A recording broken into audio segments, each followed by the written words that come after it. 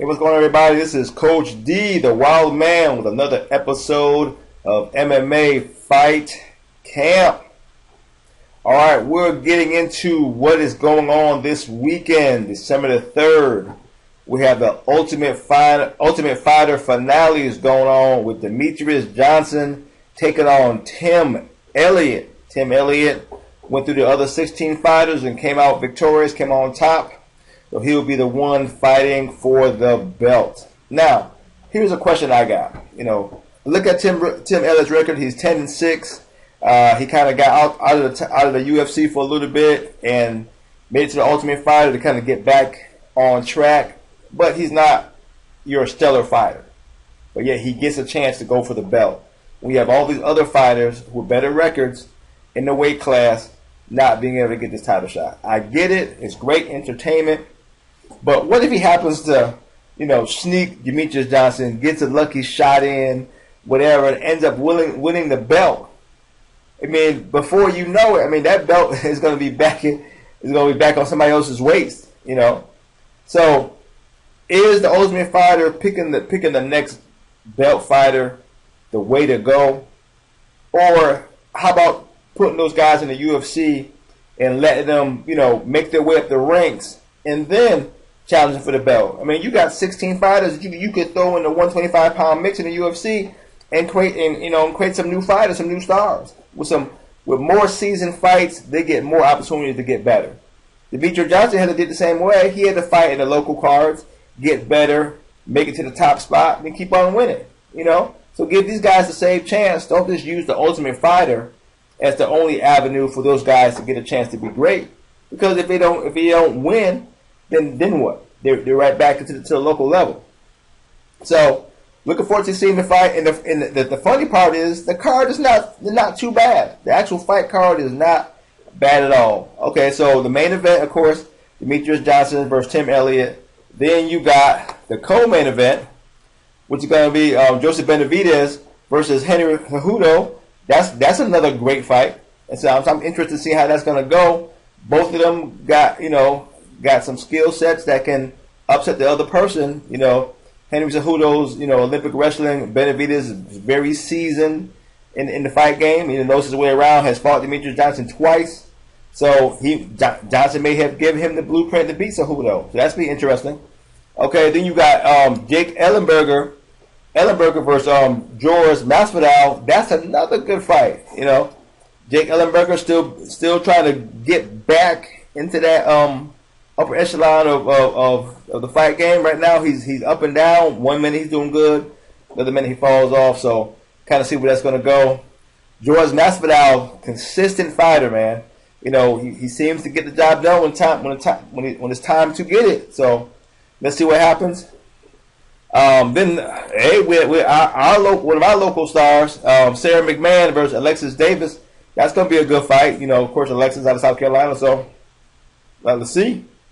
And then the only other one that I can see right now is Gray Murner versus Ryan Hall.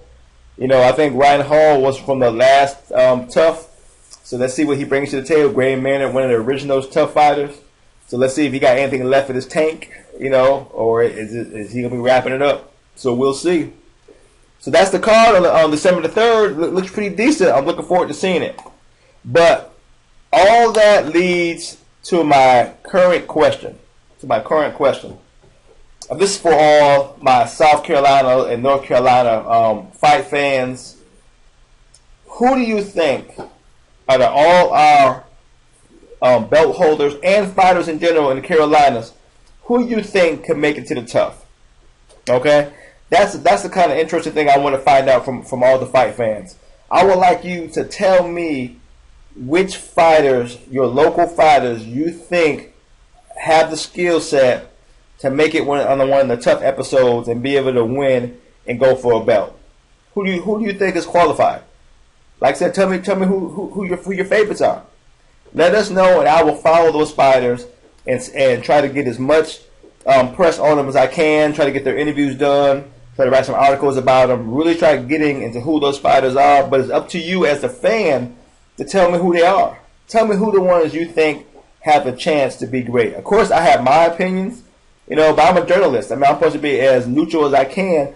If a fighter does great, I'm going to talk how great he did. If he lost, I'm going to tell you why I think he lost. But I'm going to talk, I'm going to report on the story.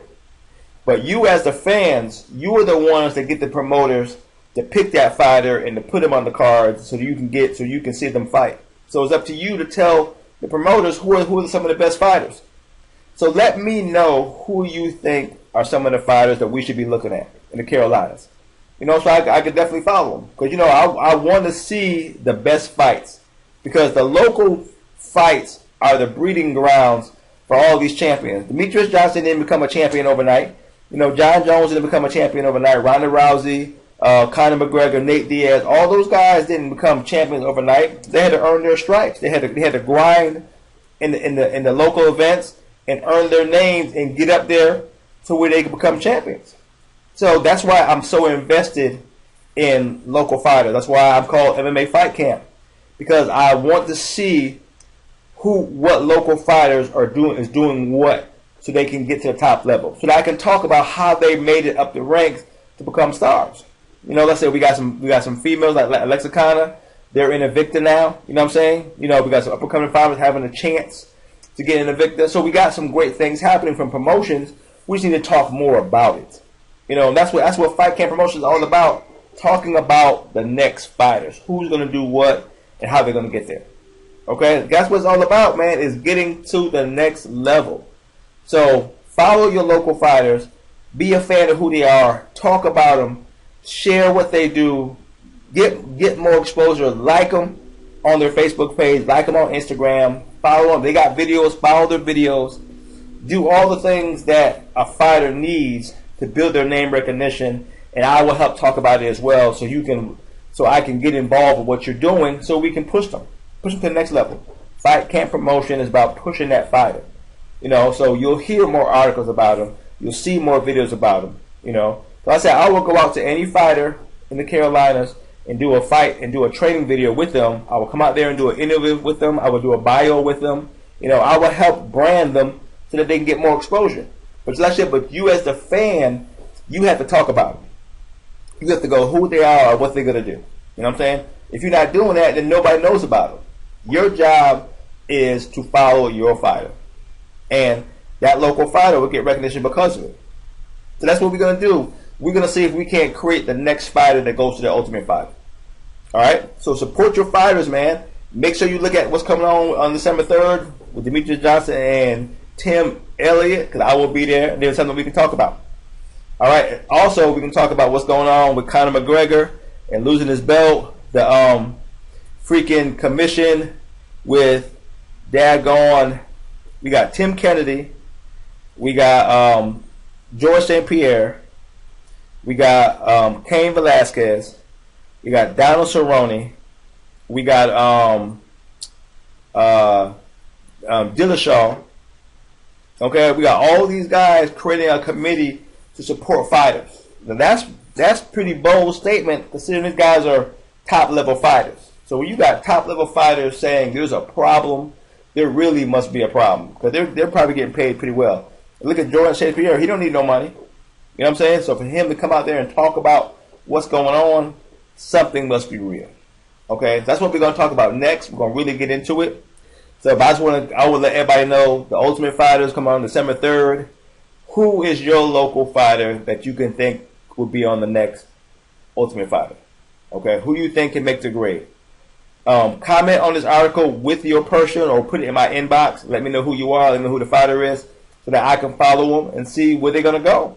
All right, because I'm interested myself. My whole energy is dedicated to watching local fighters get to that next level and be there when they do it. Okay? This is Coach D, the Wild Man, another episode of MMA Fight Camp about what's happening next, not only locally, but on the UFC scene, anything MMA, I'm all about it. If you like what I'm doing, comment in the box below. Follow me on Facebook, follow me on Twitter, follow me on YouTube, follow on Instagram. If you don't like what I'm doing, let me know so I can get better. I want to be one of the leaders in the journalist game. I want to make it work. Till you hear from me again, peace out.